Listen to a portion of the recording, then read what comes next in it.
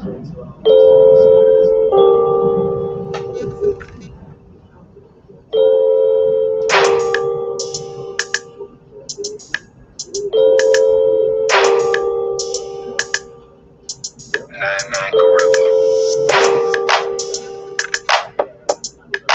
we are live. Get in there, get in there, get in there. It's Tuesday, you know what that means. It's time for the number one sports podcast in the world. It's time for Sports4U. Live on YouTube. I'm John. That's Mark. Yep. Nick Freeze on assignment tonight. He won't be with us. He'll be back on Friday, but we'll not leave TV screens and your mobile devices. The laptops or desktops on X and on YouTube and on X. So make sure you hit that subscribe button for Sports4U. Like us on X, Facebook, Instagram, TikTok at Sports4U Podcast. Follow me at John Watson 0984 on X, Instagram, and TikTok. Follow Mark on Instagram at Hi I'm Mark 1 on X. And follow Nick on X, Instagram, and TikTok at 99 Grill. What up, Noodle? Yeah, lots to talk about. We're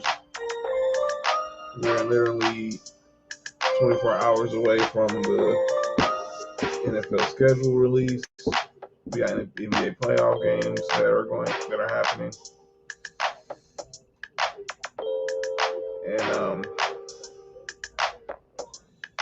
and games are being leaked out. The entire schedule will be officially released tomorrow at 5 o'clock. So we'll definitely do a full dive on the schedule on Friday. Obviously, they announced what will be the kickoff game. It's going to be some of the international games. Obviously, the games playing on Christmas, Black Friday, and we'll talk about that. Let's get into this NBA. Obviously, the biggest story right now is going on in the Eastern Conference, and it's off the court, unfortunately. You hate seeing moments like this in the playoffs, but sometimes they just happen at the wrong time, and there's nothing you can do about it. And if you don't know what we're talking about, we're also talking about what transpired last night during Game 4 of the Celtics-Knicks series when Jason Tatum, who was having a game, 42 points, was keeping them in the game, goes down with a non-contact injury. And you see where he's holding the back of his calf, back of his ankle, which is usually where the Achilles is. He had to be wheelchaired out of the arena. I think everybody pretty much knew what it was the moment it happened. And it was confirmed today by the Boston Celtics, who released a statement that Jason Tatum did undergo surgery this morning to repair a right torn Achilles tendon.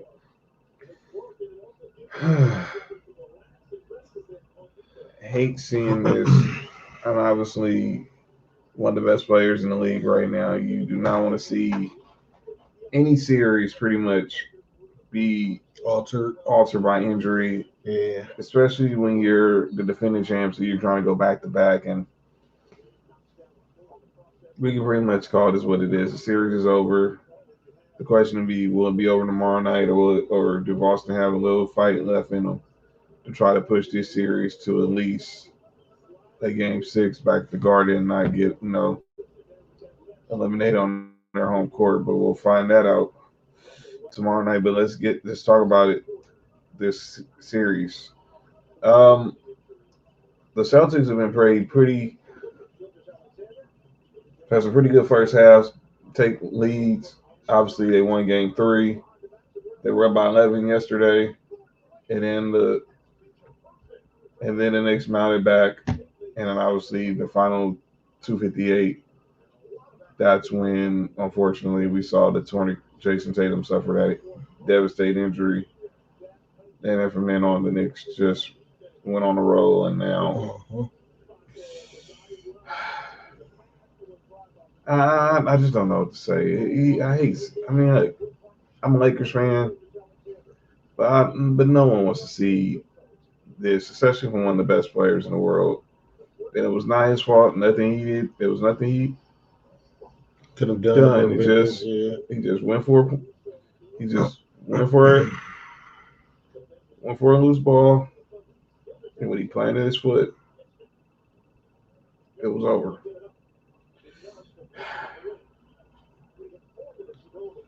Man, as a basketball player who's suffered a really bad injury as well, man, this is just something that you hate to see, man. From anybody, it can be the 12th man on the roster all the way up to the best player. But like John was saying, to have your game, to have the series affected because it is the best player on the team or one of the best players on the team, it's a drastic loss, man. It sucks because he was playing well that game. Like he was really going crazy too. So um, I think the good thing about if there's any positive that come from this, I always try to find a positive in things is Jason Tatum game wasn't based on explosion. Pause. Um, so I think that him coming back from his injury, he can still keep the same game. But it sucks because when you look at the whole scope of what's happening, tomorrow might be the last game you see this Boston team as it's assembled. I'm glad you went there because obviously I know the Celtics, that merely days after they won the championship, they went up for sale. They have new ownership, but they have a very pricey payroll. And they got the highest payroll in all the sports, right? Yeah. And Mark just pretty much gave you the deal about it. You got two players making $300 million in Jason Tatum and Jaylen Brown. You got Porzingis at a high number. You got Drew Holiday at a high number. Yeah, I think this was Boston was hoping to win a championship this year because I think no matter what happened, they was breaking the team up after this year anyway. Mm-hmm. There is no way they can keep the same team like as way it's constructed. Like everybody will have to take pay cuts, and you can't. You know what I'm saying? You can't expect that from everybody. Yeah, it's just awful. Now that's I think where we go next to what happens with this Celtics roster. Who's going to be the first to go? Obviously, you're not going to see Jason Tatum probably for at least the next year or so. If something happens where what up, Chris? What up, Chris? Something happens where you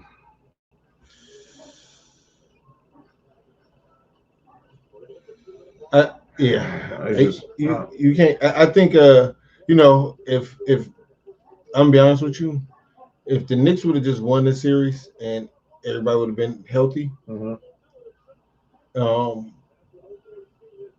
I think that they would have looked at trading JB. I don't think they get along. I'm be honest with you. I mean, obviously they masqueraded because obviously for years there was always talk about should they break these two up and obviously you had Joe Mazzulla now pretty much. I have a question about that too. Feeding to their ego about them. People saying they can't play together. They need to be this. They need to be that. What's your question? Do we look at Joe Mazzulla as how we look at Steve Kerr? Or how we looked at Steve Kerr when he first got that first championship? I know where you're going. And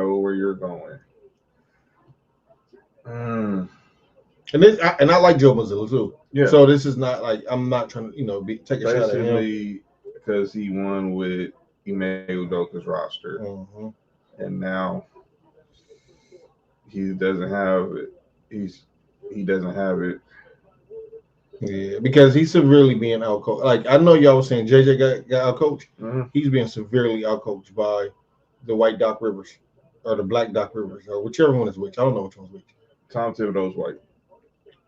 So he's the black Doc Rivers. Okay. That's crazy. Shouldn't have paid JB so much. Trunks, I can't agree with that, man. I know we look at Jason Tatum as the best player, but when it comes down to the games when you need a dog and you need that alpha to step up, JB is always him. Always him. It never failed. It's the reason why he won Finals MVP last year. So that's where I want to go to for tomorrow. Look, I think the series is going to be over tomorrow in Boston. Look, me as much as I love seeing the Celtics suffer, But I hate it that it's happening at this consequence. Now I wouldn't say that, Trunk. Too. I think anybody. What I've learned from if you learn anything from Russell Westbrook, there's no such thing as an immovable contract. And you can't move. No, you can move him. You can move him because who wouldn't want Jaylen Brown on their roster? It's gonna cost you though. Oh shit. Where's Jaylen Brown from? He's from Atlanta. Who we said should get out of Atlanta? Trae Young. They're gonna have to trade at least two of those players. I'm just letting you know that right now.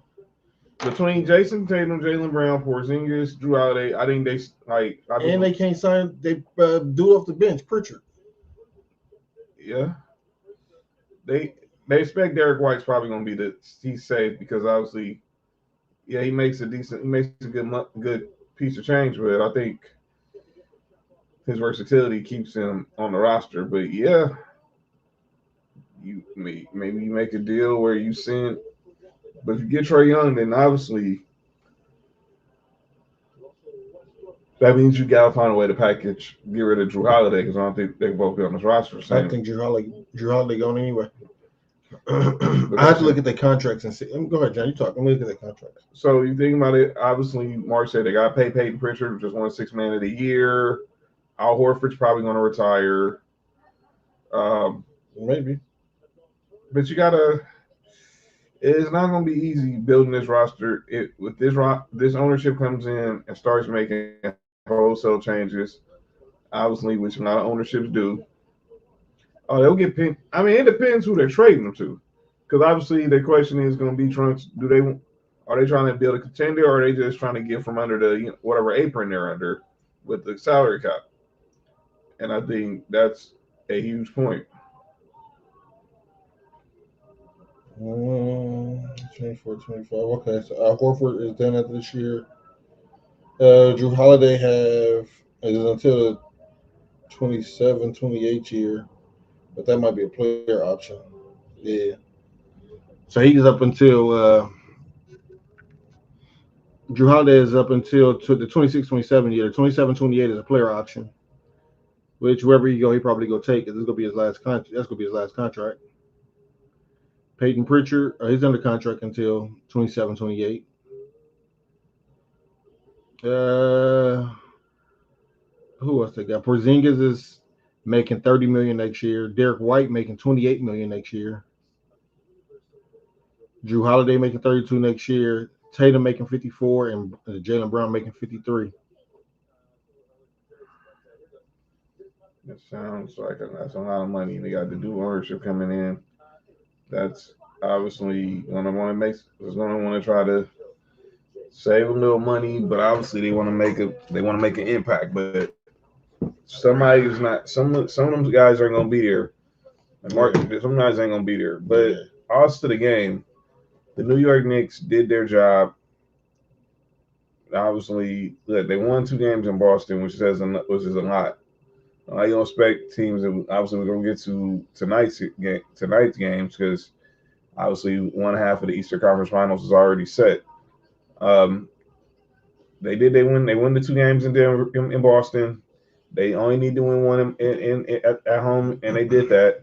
Now they need to go and close the deal. Obviously, with no Jason Tatum, there's no excuse for this series to go back to the Garden for 6. If I'm the Knicks, if I'm the Black Glenn Rivers, I'm telling my team coming out the game, Boston gonna be ready to play, and they'll come out swinging. You just have to absorb the first 3 punches they throw because they gonna come out with haymakers and play for the long game. You know what I'm saying? Mm-hmm.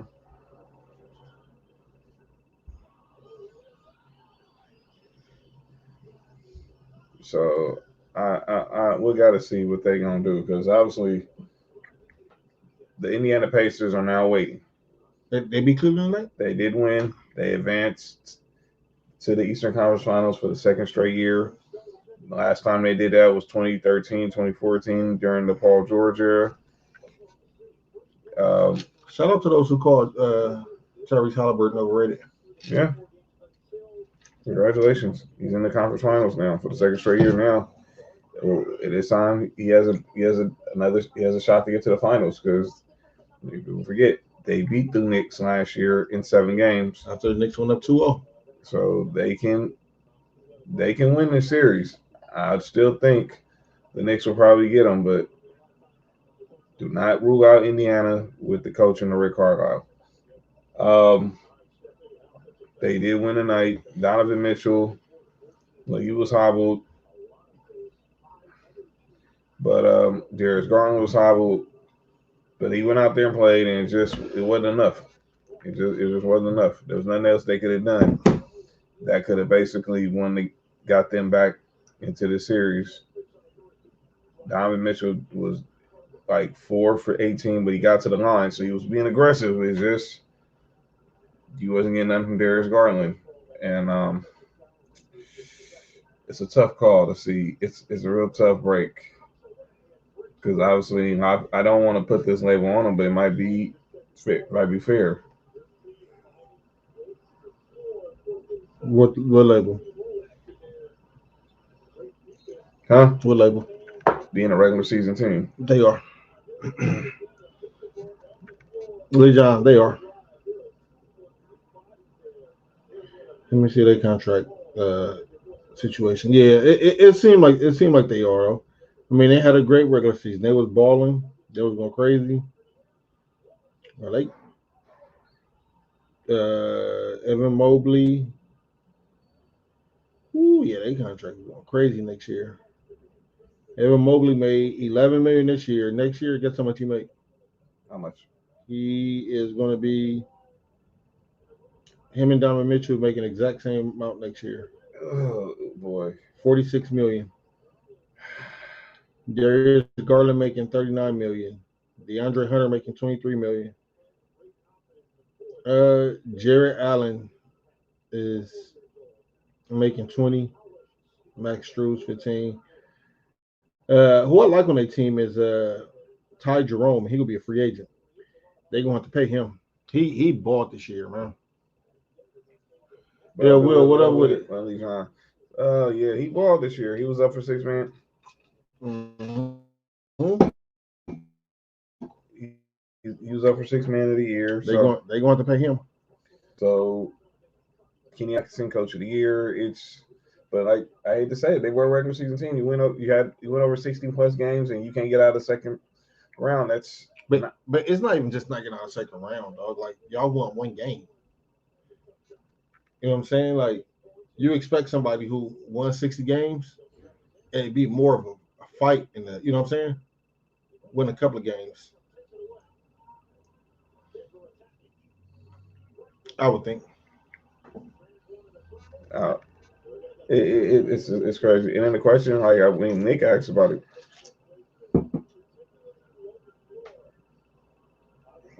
What question? can a team led by Donovan Mitchell, can a Donovan Mitchell led team get you to a championship?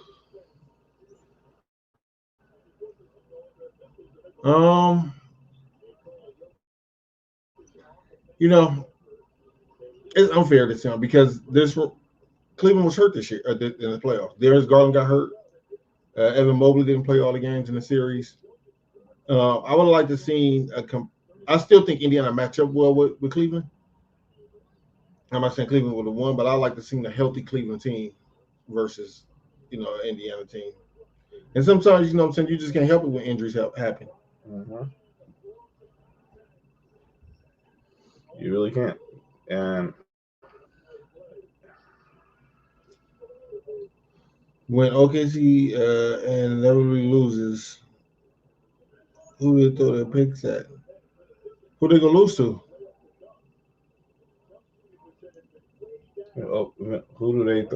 I mean, I don't think they're beating Denver. I think Denver's just out of gas.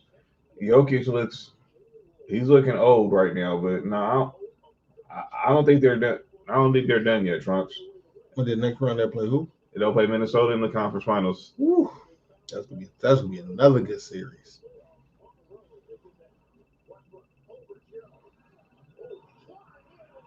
That's gonna be another good series. But yeah, I think like John said, I think Denver is run out of gas right now. I think eventually Oklahoma City's gonna pull the series out. It might take 7. Because right now, what it's looking like is OKC is the better team. Denver just know how to win. Mm-hmm. Like OKC don't know how to win all the way just yet, and that's exactly what this is looking like right now. So it looked like, right? But I think eventually you go. The longer the series go, I think the more is more beneficial to OKC. Yeah, this is a do or die game 5. Both teams are knotted up at 2 games apiece. And usually, the team that wins game 5 when the series is tied 2-2 apiece usually wins the series 80% of the time. But Trunks, to answer your question, I still think OKC throw their picks at somebody, and you might see, uh, yeah, they might throw their picks at somebody. And that's where, and speaking of picks, You might see OKC give up like 6 first-round picks for this number 1 pick. Let's talk about the NBA draft lottery, Oh my Jesus! which took place last night. So before game, by the way, we'll talk about Warriors, Timberwolves, but before game 4 of the Knicks and the Celtics, we did have the NBA draft lottery that took place in Chicago, which is also hosting the combine, the draft combine. So I want to show this first before we get to the results. What I have here is the odds of what it would take. Of what were the odds for teams going into the lottery before the results were announced?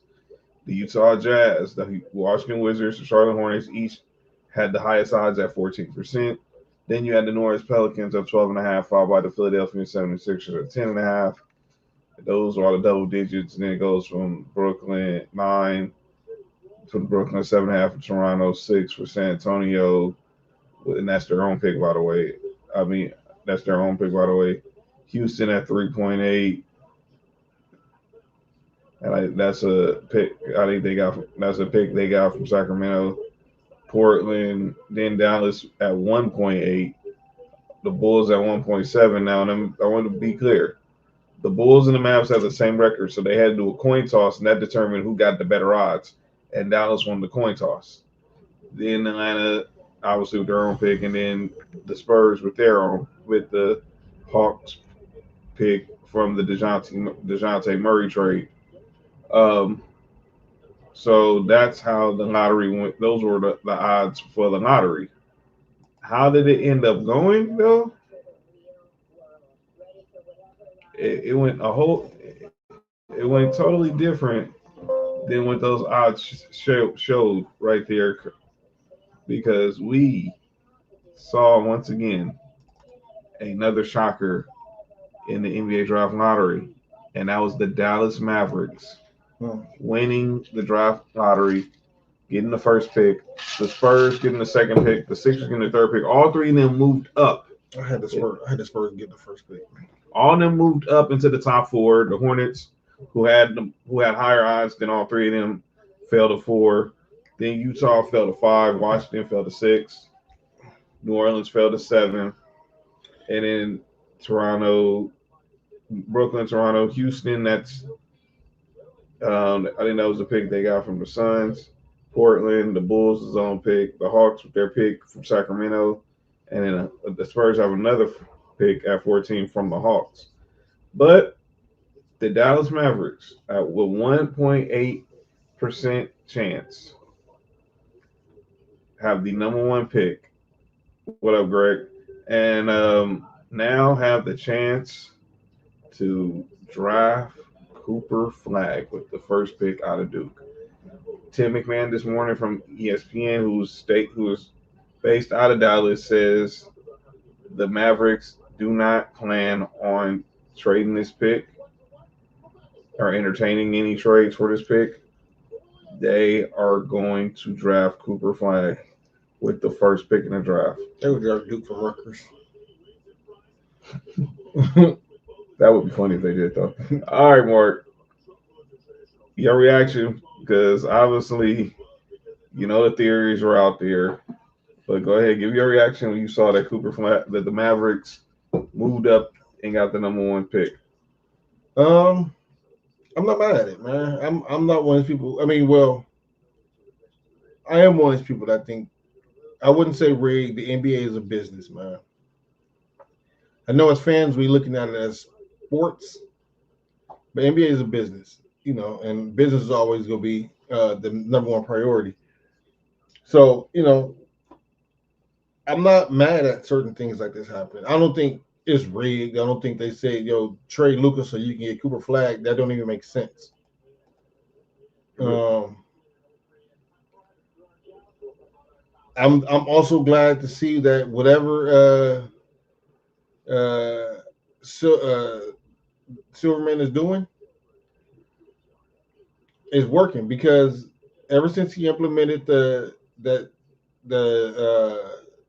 team with the worst record don't automatically, you know what I'm saying? Mm-hmm. The team with the worst record haven't got the first pick in like the last 7 years, 8 years. Yeah, they said since 2018. Yeah, and see, that's why to me it's not a conspiracy. It's a luck of the draw, man.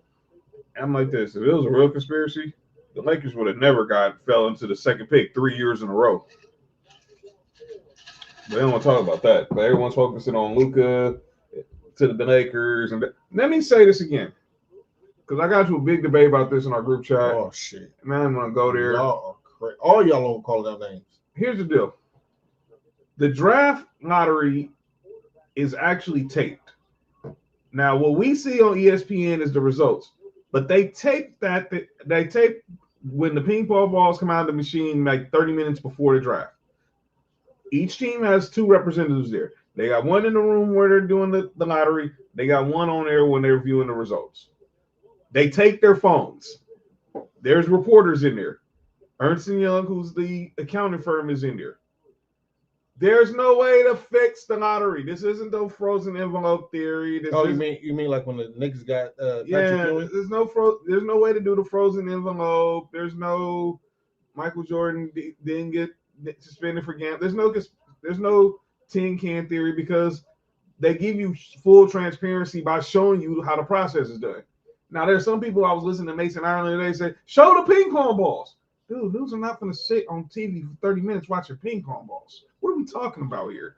I get it. It make good TV and everything, but y'all really gonna sit there and watch ping pong balls come out of a machine for a lottery? Come on now. Why tape it and not show it? You think they fix it in the room in front of everyone to tell them no? Because if you go to the NBA's Twitter or YouTube account, my thing is this. Before you go Trunks. I tweeted it out. You saw it in the communities. I tweeted it out. You can go to the NBA's Twitter or YouTube account. They show you the video. It's 13 minutes. Go ahead, Mark. My thing is this. Let's just go everybody theory that it is rigged. Mm-hmm. Why are y'all just now saying it's rigged? The NBA is rigged now instead of 20, 30, 40 years ago? Fam, how the Lakers got the #1 pick on the draft, the Magic was out of pocket. Mm-hmm. That it's a bunch of shit that's happened that we don't speak nothing about, but now today it's rigged. Nah, fam, listen.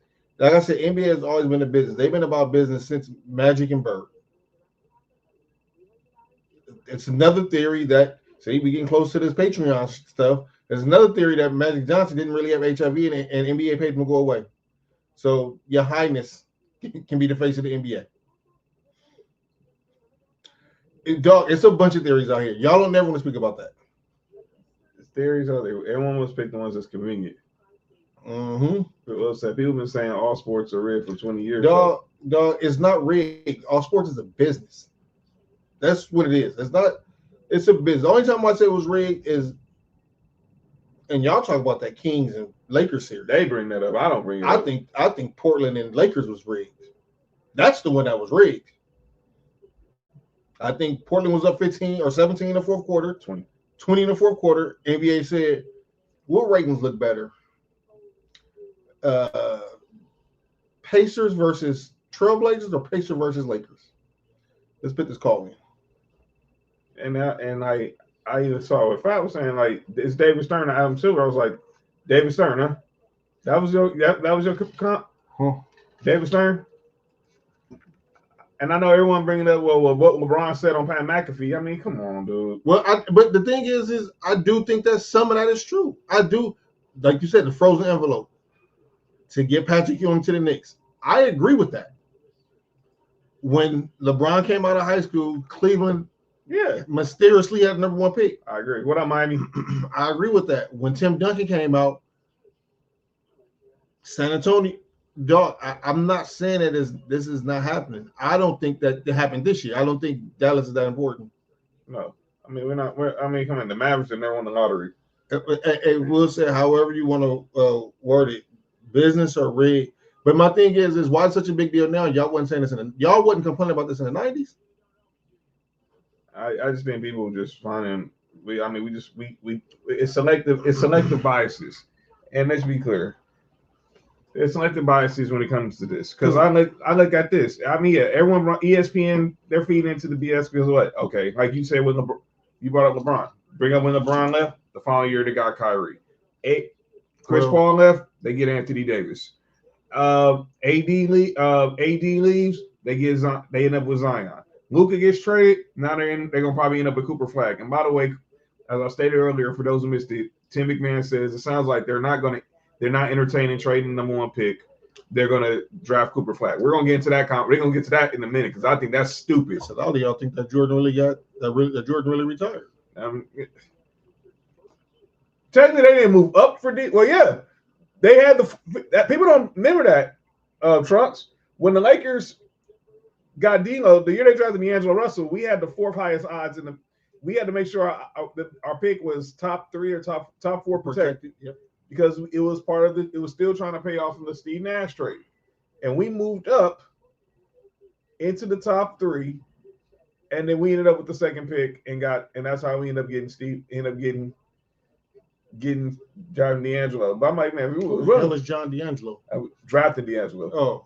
I mean, because if it was really rigged, the Lakers should have the number 1 pick all 3 of them years. They would have had Wiggins, Cat, and probably Ben Simmons. But what up, Christy? Or 4th here because they would have probably they would have definitely had a choice to take Jason Tatum. I do think that if we send the NBA's rigged, I think we would, like you said, we send Lakers get the number 1 pick a couple of these years. I think we probably would have seen the Bulls get a number 1 pick a couple of these years. Mm-hmm. Probably the Knicks.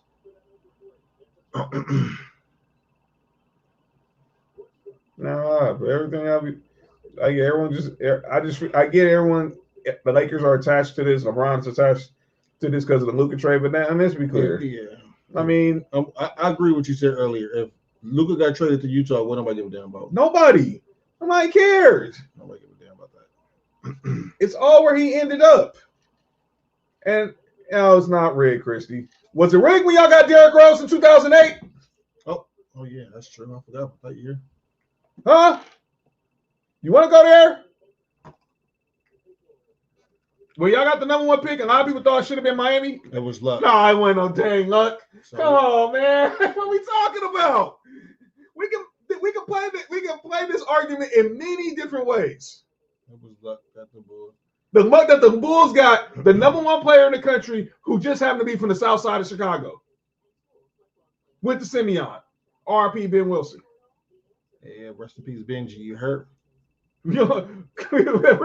Come on, man.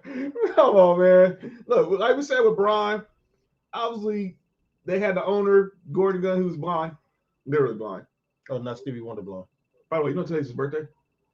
You think he seen? You think he blew out the cake? He definitely blew out the cake. How'd he see it? Yo, dude. What's wrong with Mark, man? What's wrong with Mark? Sometimes you just gotta ask these questions, man. He definitely reached out. He definitely someone guided him to the fire. Who the hell is Dennis? Oh, it's Dennis Rodman's birthday today too. Oh, you know it's bad luck not drafting Fultz. No, it's bad luck drafting Fultz number 1. Oh wow, Truck. That should have been the Celtics. But they got It doesn't really matter. Number one picks never win championships. with the team was selected. Well, Tim Duncan said different though. Noodle Magic. Akeem. If you mean as a rookie, I'm with you. But no, because Magic did it. If you only had one instance with it, and that was probably Magic. I think maybe Wes Unseld. I mean, probably Magic and Wes Unseld, probably the only two ones I can really think of. I don't remember what did Bill Russell win as a rookie, but those are the two that come to my memory. But let's stick with the Mavericks. So, like I said, Tim McMahon said they're going to keep Cooper Flag and not entertain the pick. Excuse me? The last two episodes, we've been talking about the future of Giannis, Kevin Durant. I'm starting to hear stuff about Devin Booker. You starting to hear about maybe Tyrese Maxey could be on the move. Heck no. Yo, Tig, that's hate. No, the heck I don't. And I know what he's doing there. You ain't slick. I can read between the lines. Say, no, heck no. Come on, man. Come on. I know what Tig's doing there. No. I'm not letting no danger for his Critney. Come on now. Just because I wear blue does not mean I actually live the blue carpet treatment. You know, if I didn't know John for these past 20 years, if I just met him a couple years ago, I would have thought this nigga just got out of jail when he shouldn't have. Anyway. Wait, we all talk about it. Never mind. We don't talk about it. I wish Nick was here, but we will talk about it. We'll get Nick talk about it also on Friday. But if you haven't seen Shooting Guards, spoiler alert, we will discuss it. You might want to walk out of the room, but go watch it. It's a good doc on Netflix, though. But back to this situation with the Mavs. Wait, you said good dick on Netflix? I said good watch on Netflix. You good? Nigga, all right. You right? Right. I was about to say, fam, it's not for me to go No, on. I do not look like no Javaris Critton, man. That is crazy. I'm not like Javaris Crippen. You know what I'm saying? I'm not like him. Anyway, I'm not buying this theory that the Mavs are just going to draft Cooper Flag and not entertain trades. I don't think they draft him. Exactly. I think. Well, I'll put it like this: if they do draft him, I don't think he doesn't step 1 foot in Dallas. He's gone that night. I don't think when we start the season next year, Cooper Flag won't be in Dallas. It won't. I don't think he's gonna be there for Summer League, to be honest. I have a feeling where he's gonna be at. Well, let's talk about it. I have a feeling. Who got the second pick? The team we just talked about, the San Antonio. Oh, God. What's crazy is Kyrie not gonna play. Probably it's a good chance Kyrie not gonna play next year, right? He's definitely out at least a good 9 months. Probably till February. Good 9 months. Yeah. San Antonio got 2 point guards, right? Yeah, they got De'Aaron Fox. They got Chris Paul. Chris Paul's free. No. Oh, you talking about De'Aaron? Stephon Castle. Right. Yeah, De'Aaron Fox, Stephon Castle. So you can put Stephon Castle, who is, we know he's established and he's a baller. You can put him with that second pick and some future picks. And you think they move up to get Cooper Flag? Mm-hmm. Ooh. Mm-hmm. Ooh, boy. Mm-hmm. Giannis, he's saying Mark's saying Cooper Flag to the Spurs. I don't buy this crap that they're not that the Mavericks aren't going to entertain. Come on, first of all, trading Luka was already one dumb decision Nico made. As a GM, you do your due diligence. Now you don't want it. Now you don't want to entertain trades. Yeah. Even if you end up keeping a trade, you're not supposed to say I'm closed off the trade, because you might get somebody like OKC who might give you. They got 75 picks in the next 3 years. Who might give you 16 of them? Pretty much. Then what? Here's why I'm not buying. Not saying Tim McMahon's not right. I think he does. There's something to what he's saying, but I'm hearing it. But he's saying but it's coming from the owner, and we all learn from the owner. We all learn from the owner. They in the casino business. They like to gamble, and you don't gamble when you got the number 1 pick. But I don't think Cooper Flag will be in Dallas Mavericks. That's my personal opinion. I'd be shocked. They need to call Milwaukee to try to trade Giannis. Yeah, I agree. I'm with John. John's reading something right now, so I agree. I'm not shutting down. I'm not shutting down just trades no matter what. I can see Castle in the second pick or some other stuff. Yeah, that's exactly what Mark just said. That's exactly what Mark just said. Yeah. Greg said the Spurs are the best fit for Giannis in his opinion. Woo. Greg, I'm not mad at Giannis going to the Spurs, but I also like that nucleus of and it's a couple of things I've been listening to. Miami, that's hate. The Nets. They got the picks, but man, Giannis ain't. Although the theory is that Giannis don't want to lead the Eastern Conference. But I don't think Milwaukee trades him to the East. Neither. Yeah, I don't think he trades him to the East. He's going west. I don't know where he's going west, but he's going west. Yeah, I think they want to get him far away from the East as possible. Because if he has to see these dudes 4 times a year, it is not going to be pretty. Mm-hmm. He about to go get his brother signed again. Yo, you all right? What? He might as well come to the Lakers. Yo. Hey man. Don't tell me my emotions right there. You can get down. You get the Thanasis. You get the Nassus and Bronny. Well, don't send the Nassus to the. They can send the Nassus to the G League. Bronny be on the bench. Nah, the Nassus. No. What? Be an assistant coach? Nope. I mean, JJ need another assistant coach. Nope. Need a trainer? Nope. A water boy? Nope. Security? Nope. Y'all gotta stop playing with the Nassus, man. Thanasis is trash. Thanasis is trash, man. Although he was, in fairness, he was a first round pick. But I knew that was only because the Knicks were trying to cater to Giannis. Yeah, no, he's trash versus NBA players. Yeah. Thanasis. Thanasis out of the comfort. All right. But yeah, no, I definitely can see a trade between the two Texas teams. All right, but let's stick with Giannis. So the report came out from Shams yesterday. Giannis is finally possibly going to entertain the possibility of him looking to join another team. Okay, here's a tweet. Here's this entire tweet from Shams yesterday. 2-time NBA MVP Giannis Antetokounmpo has not made any firm decisions, but for the first time in his career, he is open-minded about whether his best fit is remaining in Milwaukee or playing elsewhere. Sources told ESPN. The story is up on ESPN.com right now. Look, we just said it. I don't think Giannis is staying in the East. Why does Giannis think he's a free agent? He's not. He has 2 more years on his contract, so it's not. So whoever gets him, he's got 2 years, and they're gonna have to probably sign him to a new deal in a year. So, but it's not the fact that he think a free agent, but Giannis has that power where he can tell the team where he want to go trade to. Pretty much, the ownership he's at. He has a good relationship with the owners, obviously with the front office. And I think when it's all said and done, he will definitely have a say in where he goes.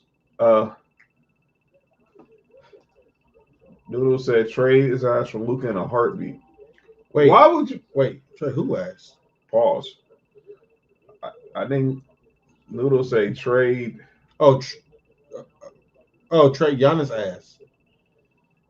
Yeah, that's wild. That's crazy, Noodle. Anyway, go ahead. No, he sent trade Giannis for Luka. Look, I get what you're saying, but man, to me, I think he's trying to get people. They're trying to get someone to partner with Luka, and boy, I would think the Lakers have to really be out on Luka if they're gonna trade him 6 months later for Giannis.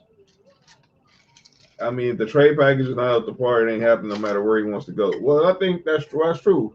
This might not happen during the summer. This could happen they got until September when training camp, but I don't think Giannis is stepping a foot in Milwaukee's training camp when they reconvene during the fall. I think this will be done sometime between now and August. This will definitely more so between the draft and August. But Giannis will not be. I mean, Giannis Antetokounmpo has played his last game as a Milwaukee Buck. Obviously, we talked about the Spurs. You throw a package in there with Stephon Castle and their pick and the top two picks and their two first round picks and some other picks, and maybe throw in like a Devin Vassell or something, depending on because you still gotta make the money work. Um, or the Harrison Barnes' contract, I believe. Um, that's one team. You be hearing a lot about Houston.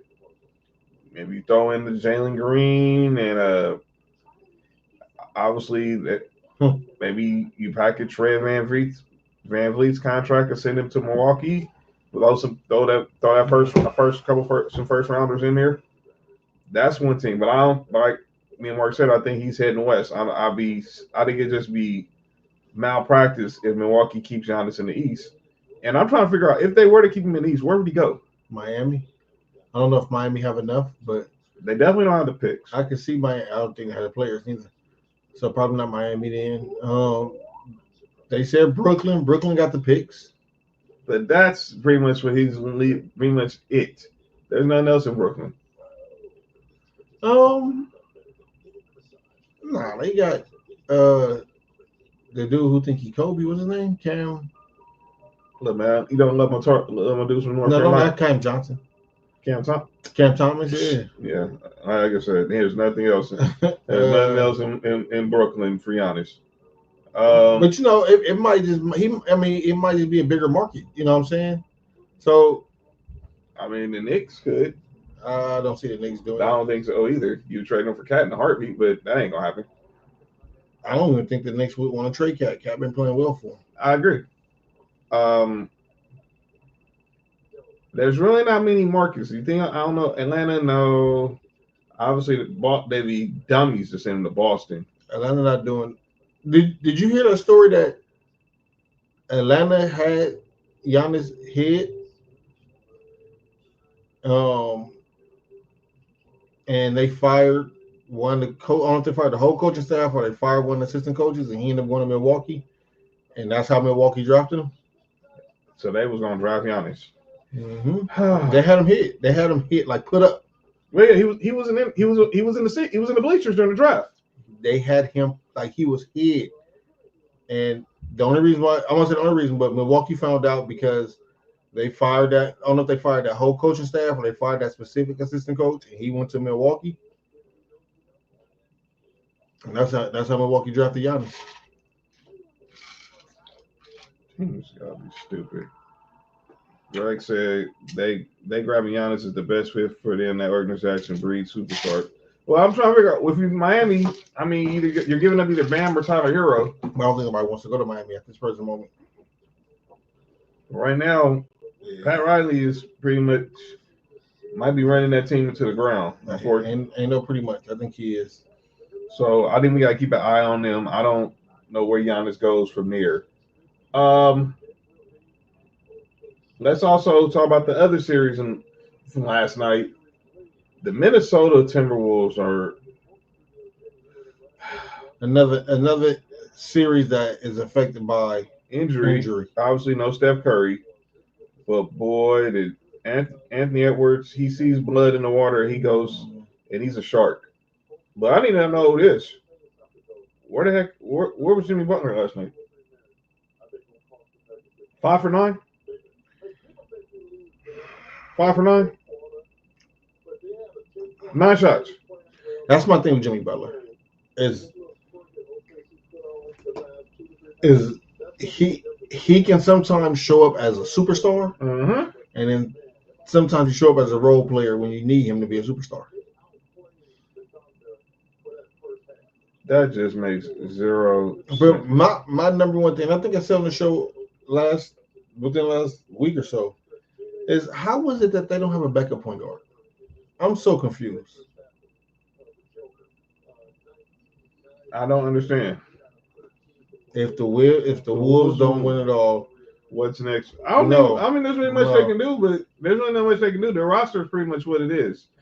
Obviously, I think they're out there trying to sign Naz Reid to a new deal. That's pretty much it. They're not gonna. Only thing they might have to do is replace Mike Conley. I mean, I'm not saying like right now. I don't know how many more years he's gonna play with Mike Conley. Been in the league 18 years. That's insane. I remember when he came in the league. Yeah, him and Greg Oden. Right? Yeah. Him and Greg Oden. Yeah. 07 draft. He been in the league 18 years now. So, at some point, and I know he's still playing really well, but at some point you're gonna have to replace that. And I think a point guard, a player, somebody like Scottie Pippen Jr. would be great. I don't think Memphis gonna let him go, but somebody like Scottie Pippen Jr. would be great for them. He won't be that expensive. You know what I'm saying? Mm-hmm. I think that'd be dope for him. Yeah, so I think keep an eye on where obviously we're gonna be on Giannis watch, we're gonna be on KD watch. But obviously Minnesota no Steph, and they're probably not, and Steph already pretty much confirmed he's not gonna play tomorrow night. He plays tomorrow night. And I love what Draymond said. What did he say? He said, "Man, we gotta learn how to win without Steph." Wow, glad somebody recognized it. He said, "Man, at the end of the day, man, like we still competitors, and I love that attitude when it comes to a player like that. Like, yeah, we lost our best player, but guess what? We all professionals here. At some point, we can all step up." I agree. But it just kills me. They don't have a backup point guard. I don't understand. I don't understand that. Mike Dunleavy, what kind of roster were you constructing? I don't understand that. I mean, I get it because in the system, Draymond can play point guard, and you don't want to expect Steph to get hurt. Right. So if he goes to Boston, would be the best fit in the East. Don't have the contenders. Is the easiest conference. He wants to win championships. I mean, that's why he's not gonna go to Boston. Giannis ain't going to Boston. There's no way. Heck, I mean, they'll have to. I mean, there's no way Milwaukee's that stupid. If they give him Jaylen Brown, Drew Holiday came from there. Yeah, I mean, they're not gonna have Dame next year. So if they give him Jaylen Brown, wait a minute. If they give him Jaylen Brown, Porzingis, and Derek White. See, I think Derek White stays. It's gotta be Drew Holiday. Drew Holiday just came from there. But it's been a full year removed, so he can go back. Cool, but if they say, "Yo, I'm offering you Derek to get Giannis," instead of I think Derek White probably have more trade value because of the age, mm-hmm. You know what I'm saying, and the contract. So if they say, "Yo, we give you Derek White, Jaylen Brown, and Porzingis," make the numbers match. We probably not gonna see Jason Tatum next year. Rest up, kid. But when he come back, you have Giannis and Jason Tatum.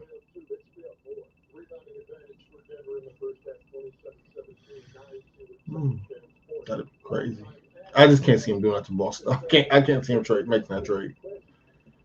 Okay, so I want to talk about NFL story, and then we're going to talk about this crazy ass documentary. But let's talk this one NFL story. Look, tomorrow they're going to announce the full schedule. We do have a few games that I can't tell you about. I mean, I might want to show them on the screen, but we'll definitely we'll recap them on Friday. But we do now know the opener, the kick for the first game of the season is going to be the Eagles against the Cowboys, September 4th, that Thursday night. We'll get to the story in a second with Derek Carr. We found out Black Friday is going to be the Bears versus the Eagles. Christmas night, my Broncos will take on the Kansas City Chiefs. That means that we not playing on Christmas. And they did announce a bunch of NFL. They did announce all the international games. The Chargers will be hosting the international game. They haven't announced their opponent, but it's going to be announced tomorrow. But we already, according to all the reports, that it's going to be the Kansas City Chiefs versus the Broncos in Sao Paulo, Brazil. Week 4, we got the Vikings. The Vikings are doing something interesting. They're going to be the first team to play back-to-back international games in 2 different countries. Week 4, they go to Dublin against the Steelers, Ireland, and then week 5, they're going to London to face the Browns. Aaron Rodgers will do a lot of travel. And then, well, I just caught what you just said there. You think Aaron Rodgers still going to the Vikings? We'll find out in a couple weeks. Mandatory minicamp starts in a few weeks. My Broncos are going to London against the Jets week 6. The Rams are in London against the Jaguars week 7. Week 10, the first game, we're going to Berlin, Germany for Falcons Colts. And then week 11, we're going to Spain for Commanders Dolphins. That is the NFL schedule. That's the international games on the NFL front. I know we got those are just a few of the notable games. What up, Nessa? Nessa said Miami's going to Spain. Yeah, Miami's going to Spain. They're going to Spain. They're going to be in Madrid, facing the Commanders. They're playing Paul Gasol with them. Paul, Mark, who else? Rudy Fernandez. All those guys will be there. What's on my height? Never mind. She might be from Spain. Like I said, we got a huge doubleheader on Fox week 16 with the Bears and the Packers, and then we got the rematch of the NFC Championship with the Commanders and the Eagles. And obviously there's a lot of games that are also being leaked out. But like I said, we'll know where everybody's playing tomorrow at 5:00. So make sure you're here Friday. We will go over the entire NFL schedule. We'll go over our squad schedule, and we'll definitely be going. If you want, we'll definitely go over all the primetime games: Monday night, Sunday night, Thursday night. That's what we'll be looking at. Obviously, the Thanksgiving Day games, obviously. So there's a lot to talk about there. But that's what the schedule looks like as of right now. That's what the schedule looks like as of right now, as far as what games have been officially announced by the Fox, NBC, and the NFL. CBS are going to announce some games tomorrow. ESPN obviously announced they got Packers and Eagles on Monday night game as well. But CBS is going to announce some games tomorrow. But the entire schedule will be released tomorrow at 8 Eastern, 5 Pacific. So make sure you buy your phones. Make sure you get your alerts on when your team schedules drop. Yeah, so we can see who. I've already seen reports on who the Broncos could be playing. John, you gotta go to a game in Denver, dog. I plan to. But I've seen reports. Actually, I've seen the report already who we're playing week 1. So, but I won't wait until it's official. But it sounds like we might be on the road week 1 for this week 1. But another NFL story. This broke over the weekend. Derek Carr announced his retirement. Is that Dwight Howard? Yeah, and he's sitting in Shaq's chair.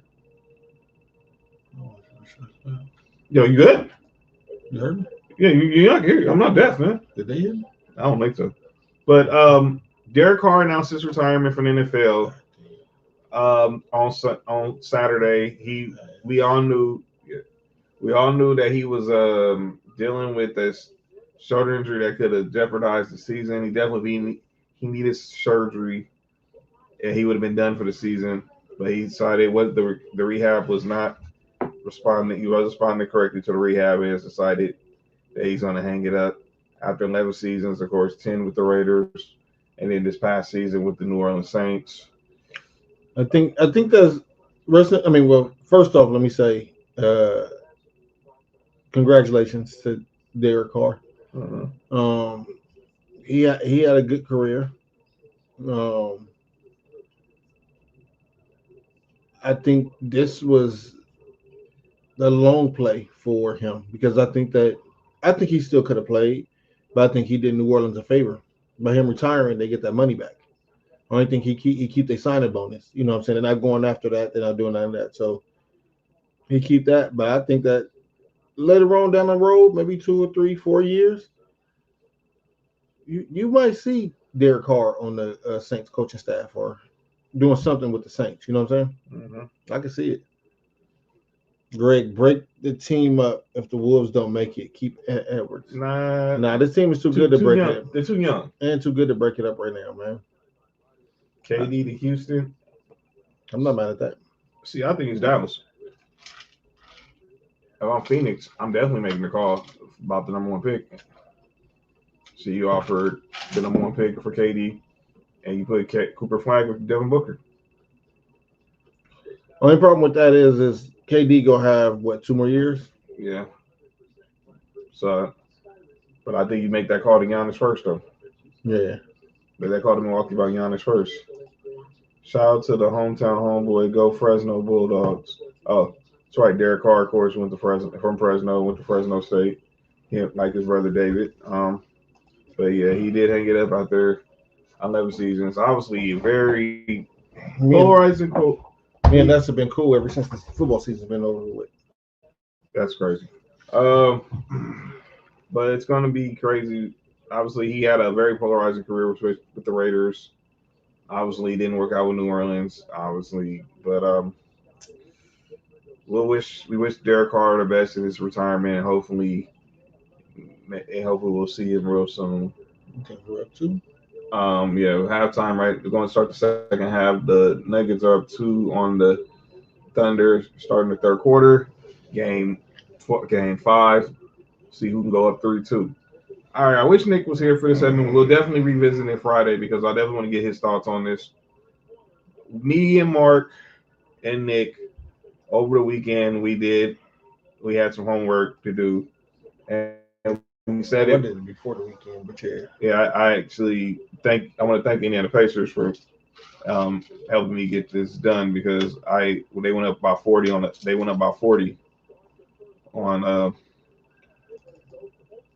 Cavs. I was like, okay, I can go watch this documentary, and that was Shooting Guards. Obviously, the untold story from on Netflix. Gilbert Arenas, Javaris Crittenton about bringing guns in the locker room, the Washington Wizards locker room back in 2010. That was 2010? Yeah.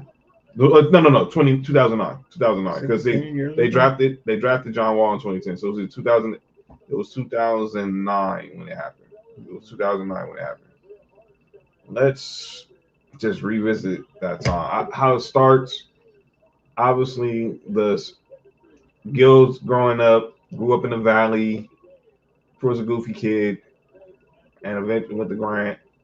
And then eventually, coach saw that he thought he had potential to play in the league, and he continued to develop his game.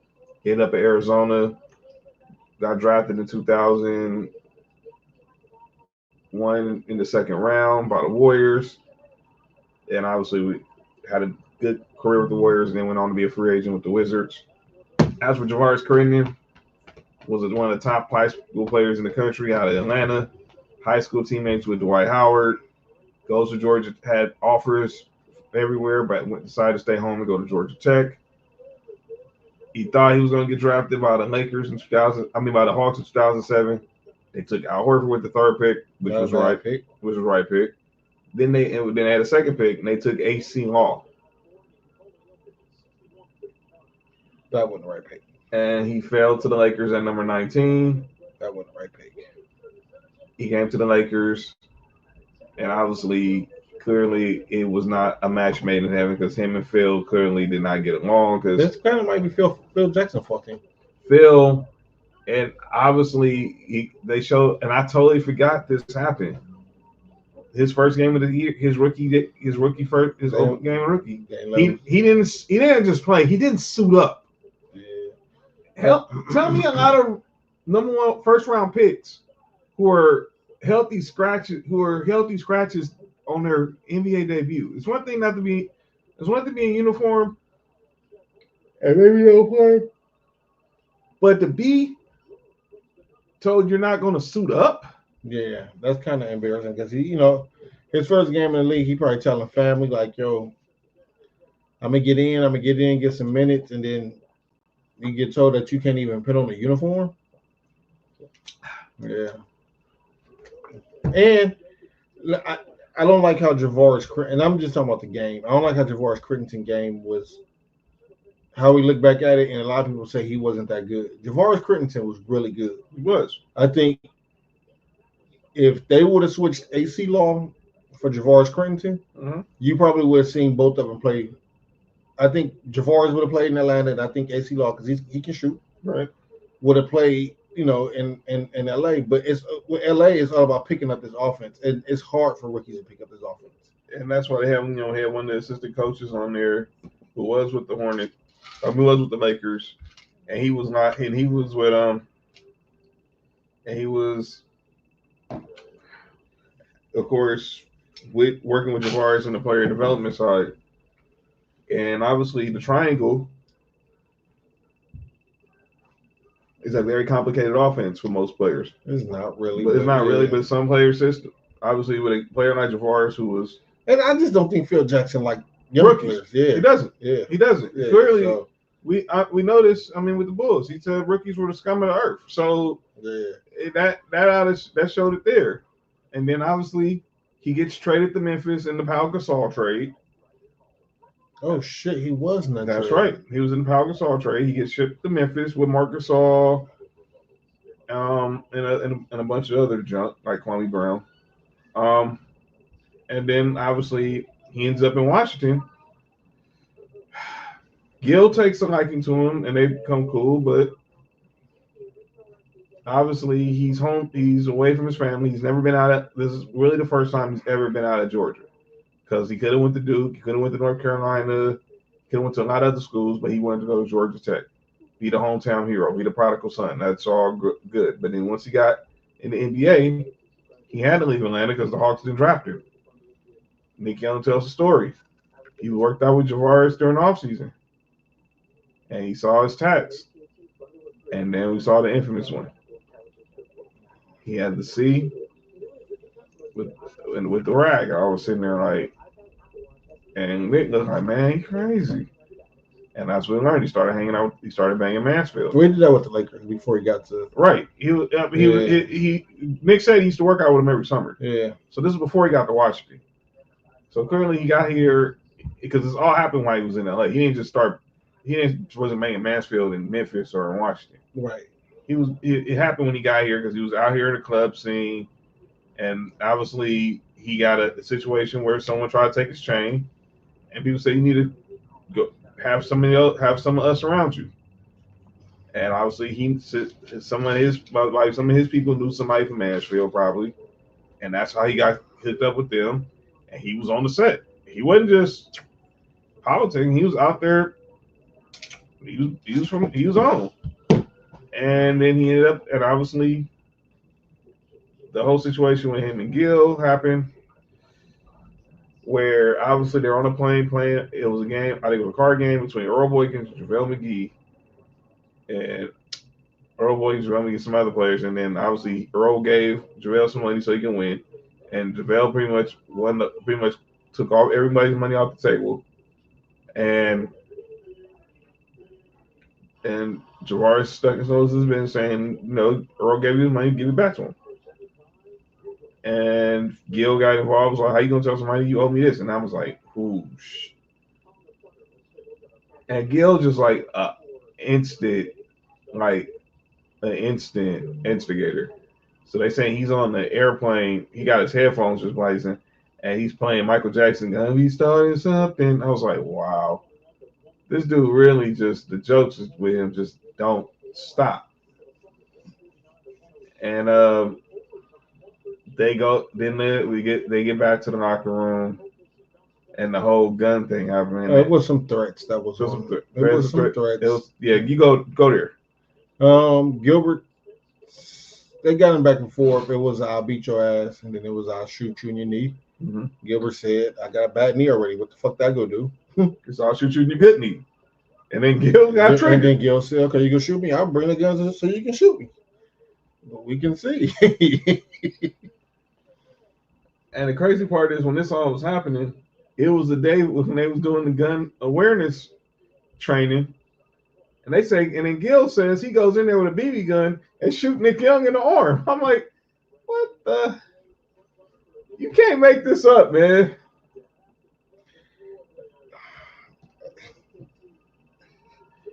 I'm trying to be as biased as possible in the story because I know a couple of these people in the story, and dog, they're jokesters, man. Like both of them, Nick and Gilbert. Yeah. Nick, they both go too far. Mm-hmm. I feel like Gilbert being a leader of that Washington team, it shouldn't have got to that point of bringing the guns in the locker room. But I also understand Gilbert saying you don't threaten me, because if you go threaten me, then come, like we was gonna fight, we could have just fought and got over with and been men after that. You know what I'm saying? But you can't threaten me with this. And then Gilbert. A lot of people don't know Gilbert is a collector of guns. Yeah. So he tells a story on there when he was in Arizona when his girlfriend's father was a gun collector, and he told him, if I make he's in the NBA and I get a big payday, I want to buy your gun collection. And so they get back. Whatever is more threats. Gilbert said, "I'm gonna burn your car up with you in it." It was all kind of weird stuff that that was going on. Mm-hmm. Gilbert gets up early, gets to the arena early. He said he picks out 2 guns, and the 2 guns he have it's hard to get. Those aren't guns you can just go to the store and get. I'm give y'all forewarning. His wasn't loaded, no bullets. It's just a gun. Right. When he got there early, he put it on a Duke chair, on Javar's chair. Left a note. I said, pick one. That was crazy. Again, I know he knows it's not no bullets in there, so it's not nothing gonna happen. Like, this should have just stayed inside the locker room. Again, he shouldn't have did that at all. But his plan was it should have just stayed inside the locker room. But because of and I understand Javar's point, because when you start threatening people like that, you don't know if they serious or not. So he bringing in, that the number one rule is I'd rather be caught with it than caught without it. And he from the streets too. So, he brought his little blam right there, you know what I'm saying? So his was loaded. Well, I'm not gonna say that. In the words of Gilbert, they asked him if it was loaded. He said, you have to ask him that. And then Javar said, I'm not about to bring a gun if it's not loaded.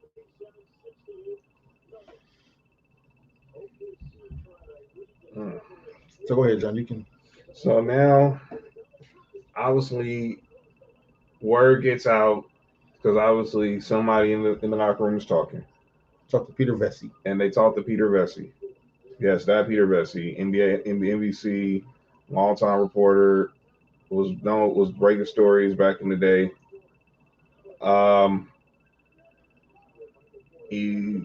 Someone tells him that somebody got guns in the Wizards locker room. I'm assuming it was a player because it was a player. Went back and told him. He goes to Ernie Grunfeld, the GM. At one point, I knew who the player was, but I forgot right now. He goes to Ernie Grunfeld, the GM, and all Ernie Grunfeld was going to say is, "I hope you're right." I'm like, "What? I hope you're right." I mean, are you denying this or not? And Peter Vesey ran with it. Now, there was a bunch of stuff where they said this person threw this gun, a bunch of blah blah. No, that didn't happen. With something, you take what you want, but if you know the real story, you know what happened, what didn't happen. But obviously, there was a lot of noise out there. But they both ended up. The cops pulled up to the Wizards facility. Obviously, Gil and Javar ended up getting some legal issues. They both got suspended 50 games. The most interesting part about this whole documentary to me, because again, I knew a lot of this already, was when Gilbert said, I'm about to break some news for y'all. They didn't suspend me for the guns. They suspended him because of how he was using NBA airplanes to transport the guns from Arizona to Washington, which is really illegal, like illegal. Right. And so, because even what he was saying is the most person who had anything to do with a gun in the NBA, most got 7 games as suspension. Yeah. And so when you look at the 50 games, that was overkill. If it's just for the guns, I agree. compared to what they normally have. But um, like he said, they caught him. Well, they got him suspended because of him pretty much trafficking weapons from from state to state using NBA planes. Because using the NBA plane, you don't have to go through metal detectors. You don't do none of that. You know what I'm saying? So that's the way he was doing it. And some of these weapons are really illegal, like you're not supposed to have. But Arizona's an open carry state, so that's right. We can go in there and be like, hey, let me get this AR-15. They'd be like, let me see your ID. There you go. All right. And I also appreciate. No, it was 50. It was 50. Go watch it, Greg. It's on Netflix. It's 50. Go watch it. It's on Netflix. He was doing wild things with the guns. He wasn't. And then he said he felt bad for Javaris because Javaris got 50 because of Gilbert. Pretty much. Like his name was tied in with that. He's on his own. He said Javaris only got 50 games. It's interesting. And then obviously Gil was able to go back and resume a career in Washington. He ended up being eventually, he ended up getting traded to Orlando.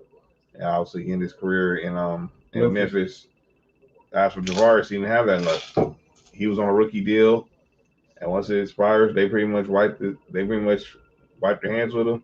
He ended up with the Bobcats, and then he just everything from that incident followed him for the rest of his life, on and off the court, unfortunately. So he was trying to steal some slides. I don't believe that. That was crap. I don't believe that at all. I mean, come on, man. He's trying to steal some slides. Come on. Chill the F out. And obviously he ended up in China playing overseas. But obviously he really wanted to be back home, be back in the NBA. And then when he came back, he did what most people would do. They feel like they're Teflon, so I'm just gonna go hang out in the hood with my peoples. He didn't want to feel like he abandoned the projects. Like he was coming out there wearing his jewels, obviously nice car. He was blessed. He was and he had a certain amount of wealth he has acquired, and I have respect for him because he earned it. He went to college. He got to the league. Yeah, he was in the league for about 4 years, so he made a decent amount of money on a rookie deal. So he had it. But the one place I don't tell grown man you be where you want to be. You a grown man. Protect yourself at all times. But the last place a millionaire needs to be at is in broad daylight or in the night in the projects. And I know this because we have we've got stories. We've had plenty of athletes who hang out in projects. Zach Randolph, Iverson.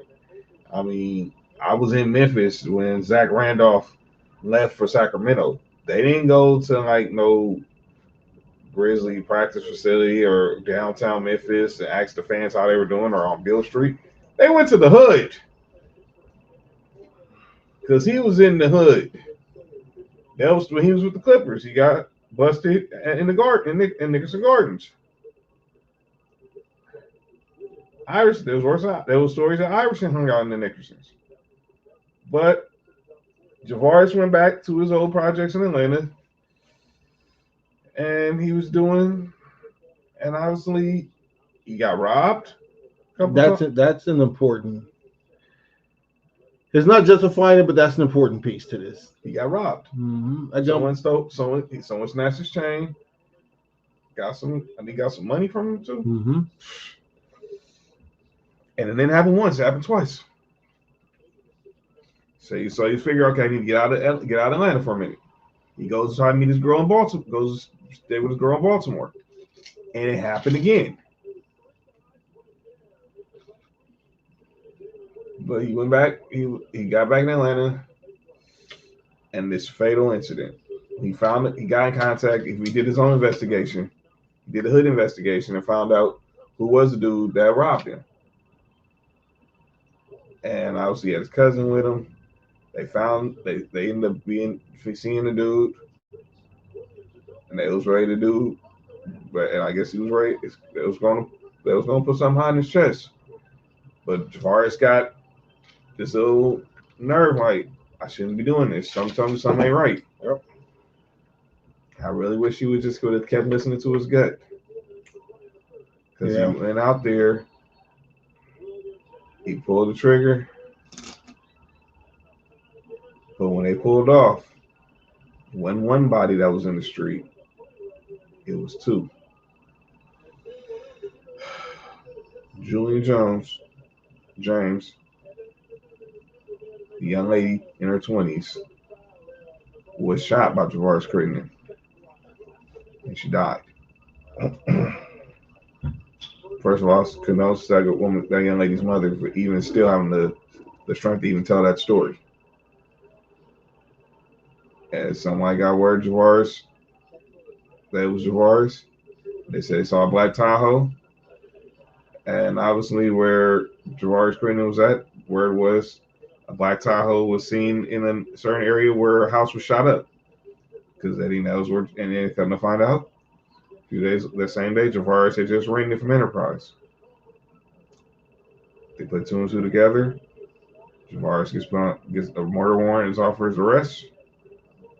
He gets found guilty of aggravated manslaughter, possession, and gets 23 years. My one question mark I had to ask, I'm still trying to figure this out, and maybe I missed it in the documentary. If anybody saw it, you can tell me. What's that? Why was Julian Jones out that night when her life was unfortunately taken from her? How did she get close to the car is my question. Because she was with the dude who robbed him. Because you got to think, one part that's really left out, John, is that he saw the dude who robbed him. Yeah. And so that's who he was. I didn't want to assume that, but I thought I didn't remember. I don't remember. I can't remember they said it, but I just put two and two together. Like, why was she with the dude who they're trying to kill? Yeah. Yeah, me too, Sam. Yeah. It's not my place to say why and who and why. All that.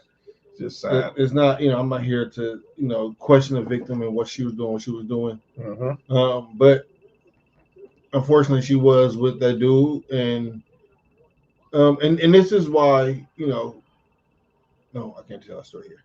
Yeah, no, you just sometimes have to just be mindful about who you're around, and rest in peace to that young lady, and to her kids. You know what I'm saying? Condolences to her mom, but yeah, I think that's the reason why she was probably has some dealing with dude, and and anybody from the hood, when a car pull up, they kind of stop. We kind of like, what I'm saying, checking out, especially with a car that don't look familiar. That's right. So it is. I think that's in my mind. That's the only thing I can imagine. That's what happened. All right, so let's get to what I think was the most interesting part of this documentary. It was near the end. Javaris Crittenton gets sentenced in 2013 to 23 years in jail. Fast forward to April 23rd, 2023, which was literally 2 years ago. Javaris Crittenton is released. And when I was really trying to figure out, I remember when he got sentenced, and when I saw the trailer for the first time, I was like, how the heck did he get out? I'm thinking, was he on a work release program? I don't know.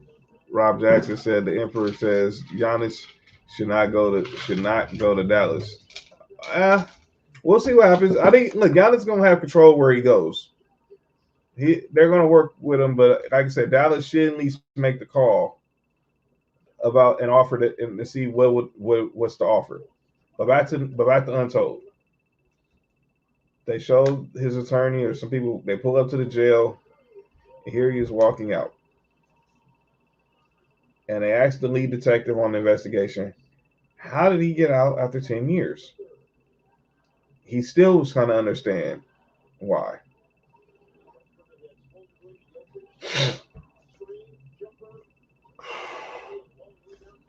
So, as I stated earlier in the documentary, Javaris Crittenton was a star at Southwest. Dylan Harper's nice. He's really good. He's really good. Airborne. He was a high school teammate with Dwight Howard at Southwest Atlanta Christian Academy. Dwight Howard has an uncle by the name of Paul Howard. Oh, for those who don't know who Paul Howard is, and well, again, if you haven't watched it, go watch it. We will talk about this again on Friday when Nick is back. Paul Howard was the district attorney in Fulton County, Georgia, when Javaris Crittenden was prosecuted for murder. Come to find out, Paul Howard and the DA's office and Javaris Crittenden's attorneys cut a deal that would have got him out after only serving a dime in prison, where he would just be on good behavior, do some community service, house arrest, etc., blah, blah, blah. And he followed every guideline of this deal, and that's why he got released after 10 years. Here's the problem. In situations like this, the DA always lets the family of the victim know what's going in the loop. Keep them in the loop. They did not do that with Julian James's family.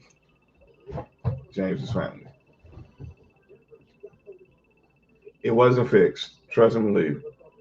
It was the luck of the Irish, or the Maverick in this case. And the young lady's mom, she was still trying to figure out how did he get out after a dime. No one consulted her or the kids and let them know what was going on. But clearly, Dwight Howard's uncle, the relationship with Javaris Crittenden and Dwight Howard, and obviously with Dwight Howard's uncle being the DA at that time, played a huge part in this deal getting done. Now the NBA and the Fulton County District Attorney's Office declined to be a part of this documentary. Mark, when you saw that story, I was like in shock. When you saw that, what went through your mind knowing that pretty much, and look, sometimes it's not what you know, it's who you know, and currently this played a part in Javaris Crittenden now being a free man. But man, go ahead. For me, and I'm on the fence about this, right? Because he did a crime, so of course he has to do the time. But on the other end of it for me is, it's not many times when people who look like us stick up, get into a position where they can stick up for us and stand up for us. I agree. And I wish it could have been on a different circumstance, on a different case. But just to see, again, somebody like us get to that position where they have that power to put that in, in his deal or whatever it is, you know what I'm saying? And him, live by them guidelines and do it and get out. Dog, to me, and again, maybe it's just me trying to take the positive out of something, but that's why I was on the fence about it. Like, I still believe that he should have did a crime. I also feel like if he rehabilitated, then we can have this discussion. And it seems like from him being out that he's on the right path. You know what I'm saying? He's back on his original path. I agree. You know what I'm saying? So maybe the rehabilitation in that time and that 10 years helped. It don't seem like he seems as dark anymore. It don't seem like he's battling some of those demons he was battling, fresh out the league, and all that. So, maybe it helped him. Maybe him sitting down for 10 years, it helped him. Like, when I was watching the documentary, that's in my head, that's the mind. That's what I kept saying. Like, he just need to sit the fuck down. He just need, and I didn't mean jail at that time, but he just need to sit the fuck down and chill and get his mind right. But he just kept, instead of dealing with each problem, he'll run from it and go into something else and go do something else. Like you said, he went from, instead of staying in China and making that money and being a baller over there, he wanted to come back and come to Come back to the hood. I'm not mad at that. When you from the hood, you comfortable here. You know what I'm saying. You feel like I'm good here. Right. Cool, but you can't dangle paws meat in front of a lion and expect not to get the lion riled up. And that's what you was doing. You have all this money and you have a bunch of hungry, starving hood niggas here. You know what I'm saying? A lot of times that don't go well. Um, but and then he ran to Baltimore, and the same thing happened. So my favorite saying that I've learned over time is everywhere you go, you take you with you. You can't run from problem to problem. You taking you with you everywhere you go, and everywhere you go show up. Right. And so that's why. And I'm not saying he was a bad person, but it's the demons he was having, he wasn't dealing with. He was taking them everywhere they went, and so wherever he went, them demons was there. Is in the body of different people. You know what I'm saying? So I wish he would have. When I'm saying he need to sit the fuck down, is just sit the fuck down and just chill and deal with that. But I think him going to jail allowed him that time to just sit down, deal with whatever he had to deal with, take accountability for whatever role he played and how his life went this way. And then that's when the change started to happen. And I'm saying that, and so that's what I said, like, if the rehabilitation is happening and he's back into society and he's, it seems like he's a positive influence in society now. I'm not mad at him being out because you can see that the rehabilitation changed. But I'm also kind of mad because somebody lost their life. The family is grieving. You know what I'm saying? Like that mom didn't get a chance to see her kids grow. Her mom didn't see. You know what I'm saying? Like you don't ever want to bury your kid as a parent. You know what I'm saying? So uh, that's a part I'm on the side. I'm on the fence about. You know what I'm saying? It's a sad situation. And I agree. Like you do the crime, do the time. Like I said, sometimes who you know helps. And him being boys with Dwight Howard helps. And Dwight Howard's uncle being the DA, who was the one who prosecuted him, whose office prosecuted him, and then obviously clearly made a deal pretty much probably once he got sentenced. It helped. It did.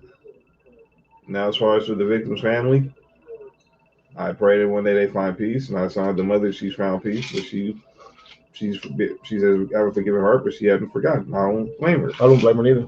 You lost your child. Their grandkids lost their mother. Mm-hmm. My question is, if he did it 23 years, would that have? And I don't want to ask that question. Nope. He was. Nope. Nope. I will. I actually got off air because it was about to really be insensitive. Okay, so nope. Okay, I got you. Nope. But and obviously you see now he's helping out. He's trying to mentor these kids who went down the same path as he did, and I like that seeing that. That he's telling these young boys, look, man, and they're not forgetting that they was in the system too. As for Gil, obviously you see the in him working with his son, who we all know just had that serious car accident, and thank God he's getting back right, and he's going to be ready to play at USC probably this winter. But Gil's changed. Gil's going to be Gil. Yeah, but Gil's going to be Gil. He hasn't. He's not. Obviously, he toned it down because obviously once you become a parent, you kind of change. You have to change certain things. But Gil's going to be Gil. Gil is matured, and it's hard to say because we see how much Gil play now. Yeah. But Gil has matured from a lot from how he used to be. You know what I'm saying? So it's still, I'm not mad at him enjoying life, having fun. Like he beat the odds. You know what I'm saying? Mm-hmm. So I'm not mad at him enjoying life and having fun. I think once he realized that what he did kind of affected other people's lives. Yeah. Is when he kind of was like, oh shit, hold on, let me chill. And I like the fact that Javari said Gil reach out to him all the time now, and they speak and they cool, and he said Gil genuinely checks on him. You know what I'm saying? I think that's dope, man. It really is, and clearly we don't know how. Hopefully Javaris can maybe get it if he gets continues to make an impact on and change on other people's lives, and Gil do the same in his too. Obviously, they're both went from two different sides of the track, and they went the one, but they'll be forever connected by this one from this one incident. So once again, we'll talk about this Friday because we'll get Nick Freeze's thoughts about this. Um, but go watch Untold Shooting Guards. That's still a wild title. Um, Streaming now on Netflix. Now it's time for the final segment of the show. It's often imitated, it's never duplicated. Sometimes people say stuff in the sports world and they need to be called out for it. And ladies and gentlemen, it is time for calling out names. So let me get some calling out names music going. All right. Ladies and gentlemen, let me pause the music. I'll have this playing in a second. My first calling out names is for Jeff Teague. Jeff Teague has a podcast called Club man. 5. Why, man? Jeff Teague, that podcast is really good, dog. It really is. Okay. But Jeff Teague Hold up, Nasty. What we doing here, man? Said something really, really stupid on his podcast. From 1 through 10, 9 is the worst one? Because we just said 7 was no, it. 7 is. 12 is the worst. 12 10, don't start that shit. 12 is the worst, Jordan. 12 is the worst, Jordan. Stop. What are we on, y'all? I'm just saying the 12s are so ass. You disrespectful. The flu games are piff. The taxis are crazy. The white wrist is crazy. He knows. Shout out to the Mellows. They on the way out. Too. They are. That's going to look so mid. Oh, it's nasty. The mellow 12s. I can't wait. Look at that, bro. That just looks like. Fire lineup. The black and white is terrible. Can't no other the playoff 12? Playoff 12 is horrible. You tripping, bro. Horrible shoot. Now, the Obsidian can kiss my ass. Obsidian. That's the only one that's wrong. Obsidian 12? Oh, nasty. He tweaked. That's nasty. Jordan flipped the swag on niggas with the 12, bro. That's how I know it's weak. That's what Jordan knew. Like, these niggas just love me. They buying whatever. Bro, them taxis is pissed. Like, bro, we just gave you the taxis. A fresh pair? A 12? Y'all niggas is, y'all searching, bro. Shit. That's just because we like Mike. If that no, shit said, you always say that. If that shit said Scottie Pippen, them would have set on the, they would have Bro, if that was Gary Payton, bro, I was locked in, bro.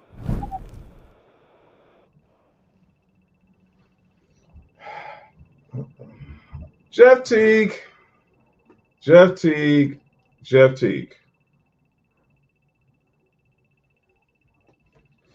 I'm going to say it's this. You saying this is the worst shoot out of the Jordan collection?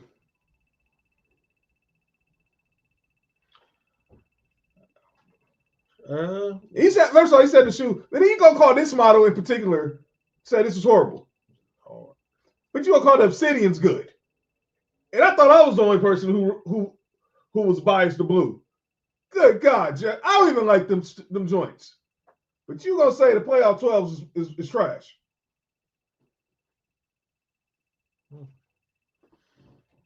Mark, you want to follow up on this garbage? Nah, listen, man. I mean, we all have our, because I originally said 1 through 10s. Like, I feel like after 14, there was a bunch of crazy men that went crazy. Yeah, I agree here. But if we go with the original ones, I think the 8s might be the worst ones. Yeah. And those are dope. I think they might be the worst ones. It's definitely not the 12. Them 12s are hard. Come on. Them flu games, them hangover games is crap. Speaking of conspiracy, never mind. Speaking of conspiracy, and I'm doing y'all still calling it the flu game, huh? Well, it was the pizza game now. The pizza game. According to the last dance, it was supposed to be pizza game. Food poison, right? Yes. Yeah, y'all niggas crazy. All right, but speaking of conspiracy, the next person I'm calling out, Magic for faking HIV. No. Oh. Major League Baseball. Oh, was that story I just seen today? Mm-hmm. Oh, hell no. Yes. We're going there. We're going there. I'm gonna cut the beat in a second, but we're going there. You better believe you better believe they're going there. This news today broke around 1:00 today our time. Pete Rose, Charlie Hustle, the hit king, all-time leader in hits. Been banned for baseball for many he gambled as a manager. One of the best hitters that ever played the game. Obviously, R.P. Tony Gwynn, greatest hitter ever. But next, probably after that, it's probably Pete Rose. Facts. And Ichiro. Who's one in the Hall of Fame this year. Who's one in the Hall of Fame this summer with CC Sabathia? Never mind. We're going to get there. We're going to get there. I hate baseball. We're going to get there. We're going to get there. Let me get there. Let me get him. Let me get him. Today it was announced that Pete Rose and Shoeless Joe Jackson have been reinstated into Major League Baseball. Here's the thing. Pete Rose died last year. Shoeless Joe Jackson been dead since 1950.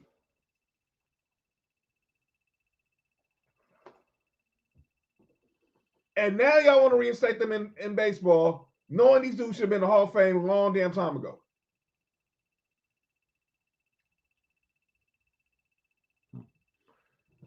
And by the way, James Forbes Clark, the chairperson of the Baseball Hall of Fame, did announce that Pete Rose is eligible for Hall of Fame induction right now.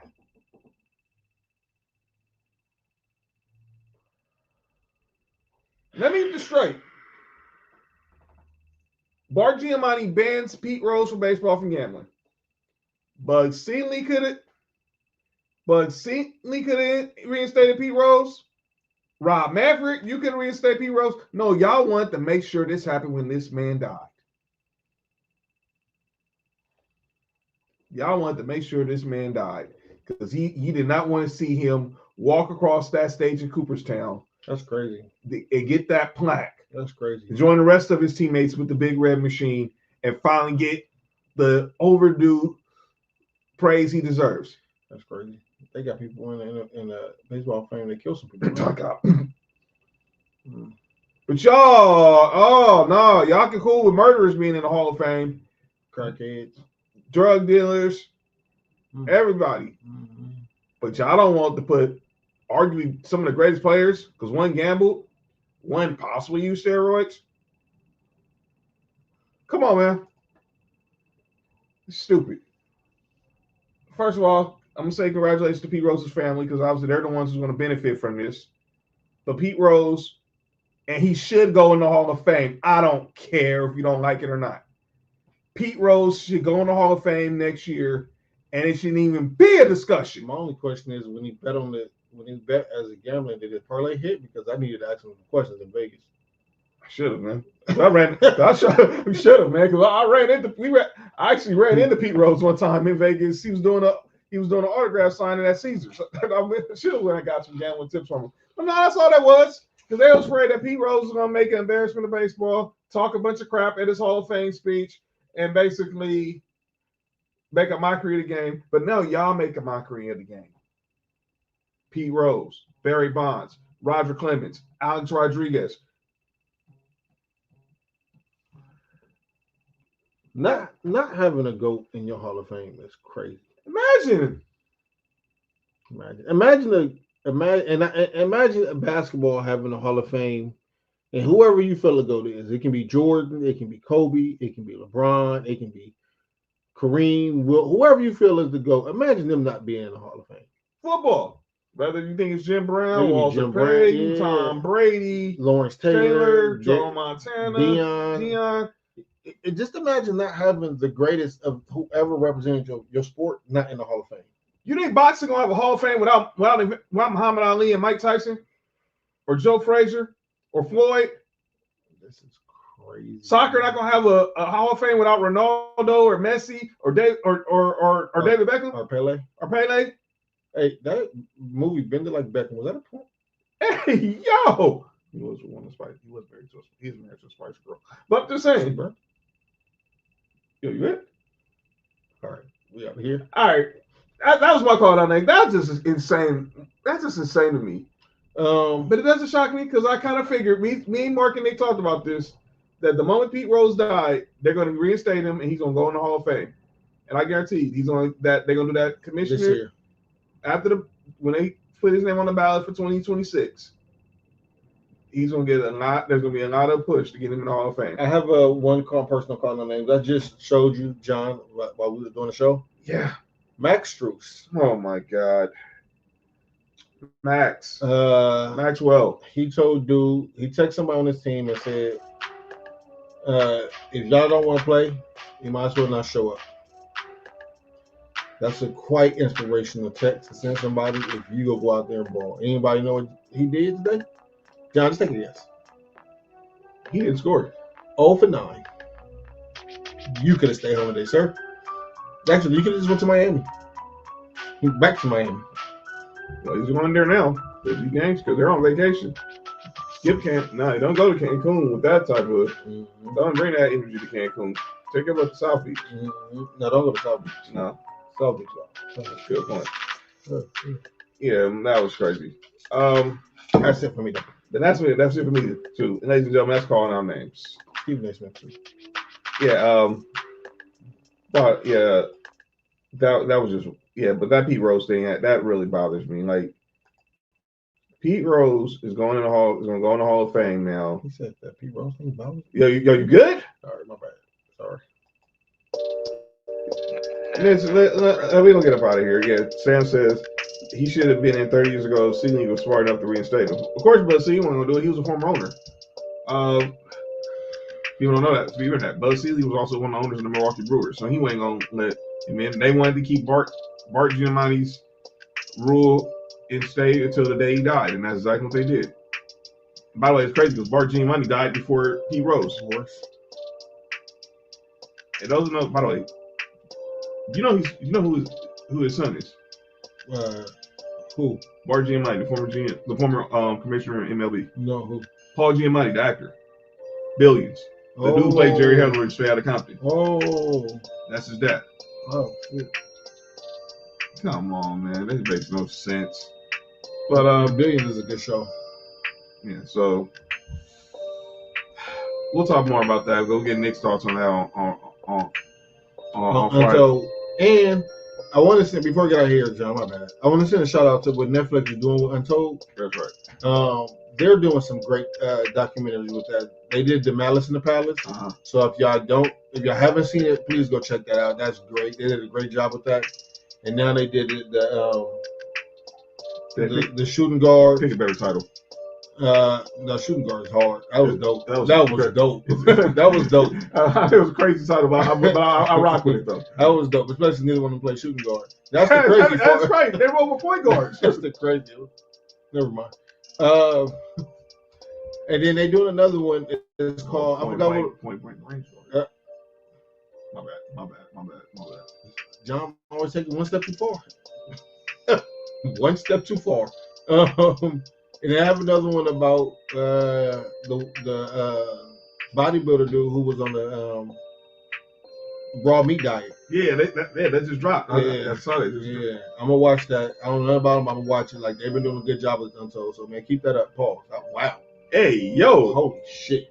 But then another thing, y'all did get one wrong though. I still think y'all screwed up on the whole Florida one. About the documentary about those Urban Meyer Gators teams. It should not have been a pretty much a sympathy piece for Urban Meyer. Come on, man. We and I knew we weren't gonna hear nothing from Aaron Hernandez's family.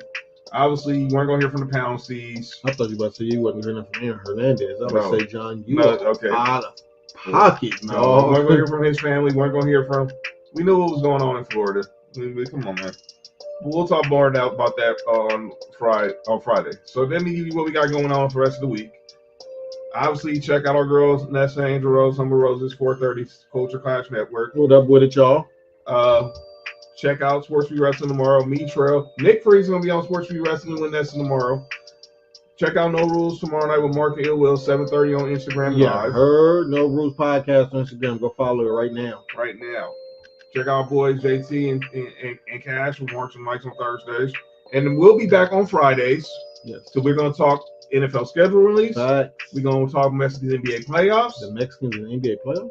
We're going to talk the rest of these NBA playoffs. I say, damn, by the way, NFL they got to get a game back in Mexico. Obviously, they haven't been back because they're still remodeling the stadium. Yeah. They got to get a game back in Azteca Stadium. Yeah. We'll talk about NFL schedule release. Mm-hmm. We'll talk NBA. Mm-hmm. We'll We'll get Nick's thoughts on shooting guards, and we'll get Nick's thoughts on the reinstatement of Pete Rose. So those are what we will talk about. Make sure you hit that subscribe button for Sports4U Podcast on YouTube. Follow us on X, Instagram, and TikTok at Sports4U Podcast. Peter on the Rose is crazy. Yo, you good? Follow me and John Watson 0984 X Instagram. This dude is wild. I said that out loud. Yo, you good? Wow.